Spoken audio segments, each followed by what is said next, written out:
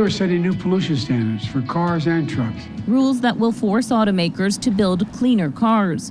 To meet the limits by 2032, 56% of new vehicle sales could be electric, 13% hybrid. But since lower emissions is the point, car makers that produce cleaner gas-powered vehicles could make more of them. Build out the charging infrastructure necessary, educate consumers about the technology, and ultimately help make them more affordable with consumer purchase incentives.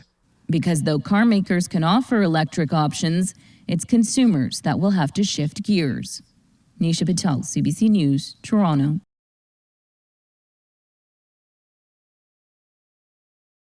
Hello everyone, welcome back to another episode of Parts Talk. Thank you for joining me. I appreciate each and every one of you. Now, in today's episode, we'll be dissecting the recent announcement from the US government aimed at expanding electric vehicle sales, EVs, so to speak. So, the video feature I am about to show you has the US government's new rule targeting the expansion of electric vehicle sales and has sparked both excitement and concern among consumers and industry stakeholders alike. While the move signifies a significant step towards reducing carbon emissions and combating climate change, it never took into consideration nor raised important questions about its impact on the average consumer. On one hand, the push for increased EV sales aligns with global efforts to transition towards cleaner, more sustainable transportation options. The emphasis is that EV offers a promising solution to reduce greenhouse gas emissions and improve air quality, making them a crucial component of efforts to address climate change. Let's take a look at this video from the CBC. As you all notice, lately, mainstream media can no longer delay the discussions any further. Let's take a look. U.S. officials call it the most ambitious plan ever to cut carbon emissions. Today we're setting new pollution standards for cars and trucks. Rules that will force automakers to build cleaner cars. To meet the limits by 2032, 56% of new vehicle sales could be electric, 13% hybrid. But since lower emissions is the point, car makers that produce cleaner gas-powered vehicles could make more of them.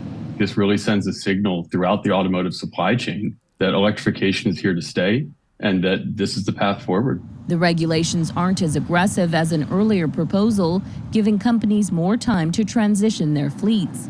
But advocates say ultimately they will boost EV purchases, which made up less than 8% of total U.S. sales last year. And that just creates a snowball effect that I think we'll just continue to see further adoption.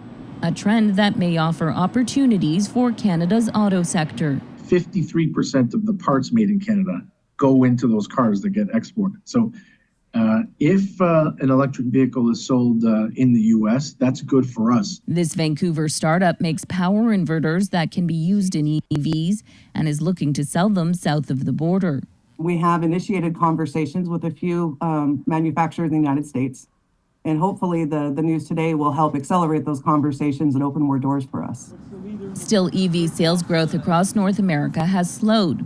At a time when Canada is also trying to reach challenging zero-emission targets, the auto industry argues more needs to be done. Let me pause a little bit right there because action has consequences and the government mandate on EV adoption for the average consumer is one of them. Automotive technology continues to advance, especially now with electric vehicles. Challenges such as limited charging infrastructure, higher upfront cost, and range anxiety persist, posing barriers to widespread adoption for many consumers. And the transition to electric vehicles raises questions about the future of traditional automotive industries and associated job markets. Now, let me explain a little bit further. The automotive market is a cycle. As the demand for EVs increases, there's a risk of displacement for workers in sectors reliant on gasoline-powered vehicles such as automotive manufacturing and fossil fuel production. Factories and legacy auto who had invested billions will now need to restructure operations, and restructuring comes at a cost. Just ask Ford, GM, and Stellantis, who have recently laid off thousands of people combined. Dealerships won't need as much mechanics or technicians, parts personnel, nor service writers anymore. And gone are the days when you had good dealers and bad dealers, and the bad ones were run by poor leadership. Employees would hop from dealers to dealers, taking their knowledge and experiences with them. Some dealers would poach good employees as they try to build their business, acquiring the brightest and the best in their workforce. They know or knew you need good people to grow. Now with government intervention, everyone will be affected.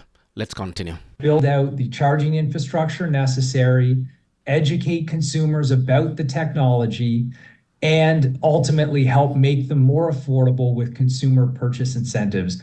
Because though car makers can offer electric options, it's consumers that will have to shift gears.